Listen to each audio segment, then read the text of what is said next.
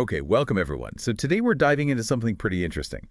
The idea of building an online store may be simpler than you think, using tools you might already have lying around. Yeah, specifically, we're looking at Canva for the visual side, the website itself, and Stripe to actually handle the payments. Exactly. We're digging into a specific step-by-step guide by Winston Trim that claims to show how you can do just that.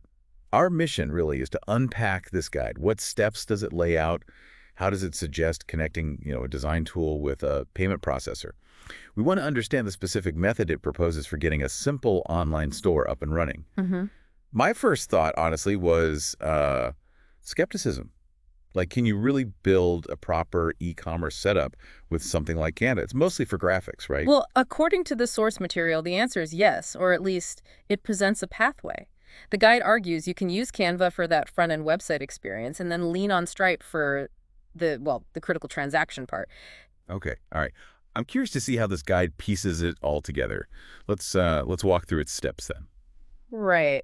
So the guide kicks off, maybe a bit surprisingly, not with jumping into Canva design tools. It actually starts with planning, like Yeah. really thorough planning. Huh. Okay.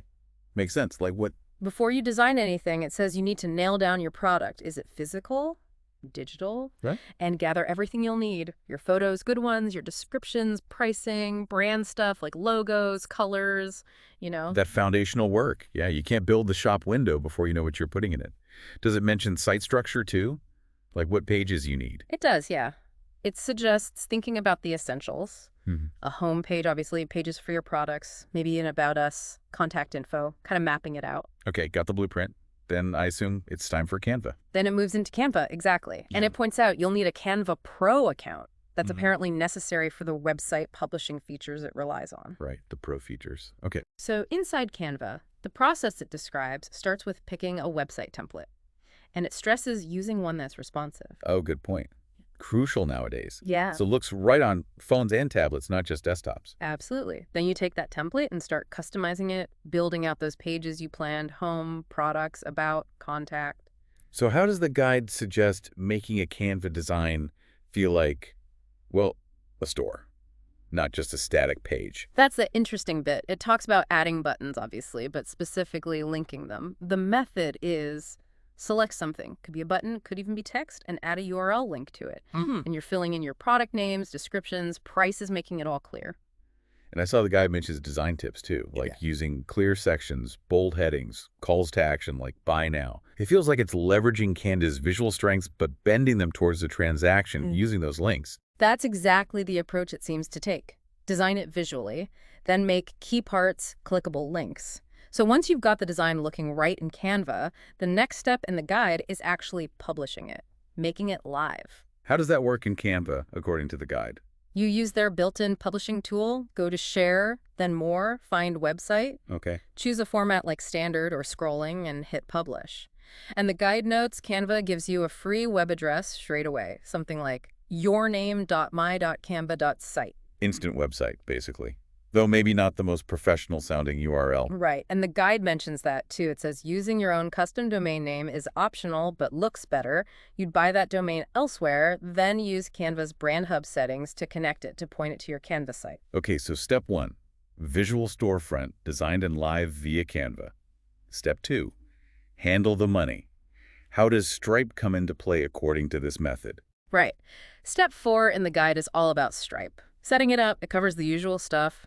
Sign up on Stripe's website, fill out your business details, link your bank account for payouts, contact info, standard procedure. And then within Stripe. Within the Stripe dashboard, the guide directs you to the products area. Here, you add each item you're selling, name, price, description, all that. And this is the key part.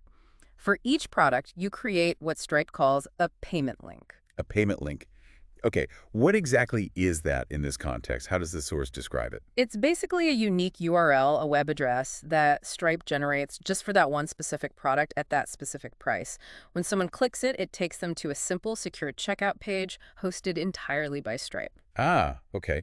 So Stripe handles the actual payment form and security for that single item. Precisely. That link is the bridge. It's the core technical piece connecting the Canva design to the Stripe payment system, according to this guide. Got it. So step 5 must be connecting those dots then. Yes. Step 5 is linking them. You go back into your Canva website editor, find that Buy Now button you created for, say, Product A, select it, click the link icon. And paste in the specific Stripe payment link URL you generated just for product A. Exactly. And you repeat that process for every single buy button on your site, mapping it to the correct Stripe payment link. Okay.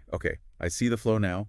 Customer browses on the Canva site, clicks Buy Now. And bam, they're redirected to Stripe's secure page to enter their card details for that specific item. So, website display, Canva, payment collection, Stripe via these external links. That's the mechanism the guide lays out. But then what?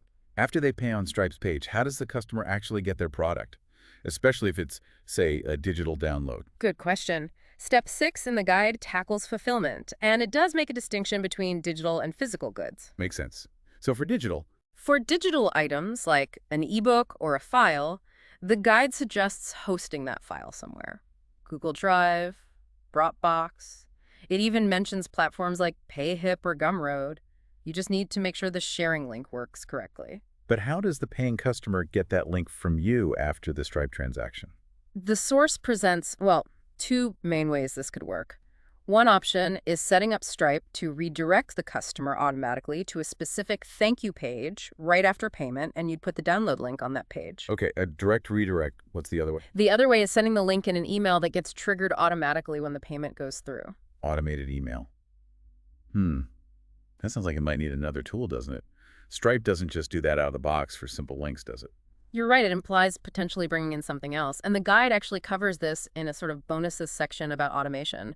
It specifically mentions using a service like Zapier. Ah, Zapier, the connector tool. Exactly. It describes setting up a Zap, that's their term for an automated workflow. The trigger would be successful payment in Stripe.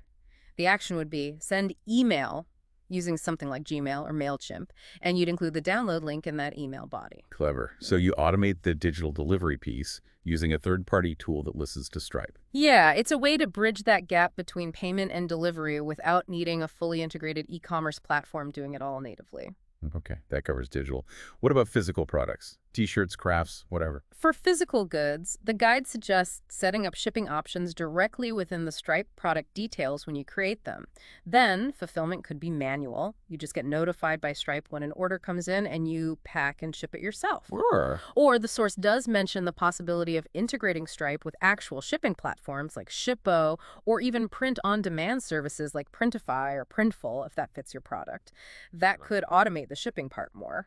Right, so there are pathways for physical goods, too, ranging from totally manual to more integrated, depending on what you connect to Stripe. So, zooming out, this guide really does lay out a kind of complete, if maybe slightly unconventional path. Design and publish with Canva, set up products and checkout links with Stripe. Connect Canva buttons to Stripe links. Then handle delivery, possibly with automation tools. That's a good summary of the process described in the source, yes. It details that specific sequence. You end up with a visually designed site from Canva, a secure payment system via Stripe links, and methods outlined for getting the product out the door, all by combining these specific tools in the way the guide suggests. Okay, so we've really walked through this guide's specific method for potentially building an online store using Canva and Stripe. We covered the planning, the design in Canva, publishing the site, setting up Stripe products, and those crucial payment links. Linking the Canva buttons to those Stripe pages and then figuring out fulfillment for digital or physical goods, even touching on automation like using Zapier, as the guide described. We've seen how this particular source presents a way to connect a design tool, Canva, with a payment processor, Stripe.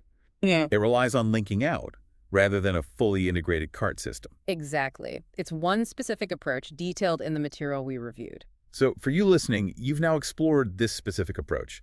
You've seen the steps outlined in this guide for using tools like Canva and Stripe, maybe tools you already know, to get something selling online. You understand the mechanics it proposes, essentially building a series of linked sales pages connected to individual checkouts. Yeah, and thinking about this, it leads to an interesting question, maybe something for you to ponder. Given that guides like this one show how the technical side of setting up shop online, building the site, taking payments, sorting delivery, can be made surprisingly accessible with common tools, what part of actually starting and running a successful online business do you think is the biggest hurdle that isn't technical? What's left once the tech is potentially easier? Hmm, definitely something to think about if you're considering your own online venture. Well, thanks for joining us on this deep dive into one specific way someone might use Canva and Stripe together, based on the guide we looked at today.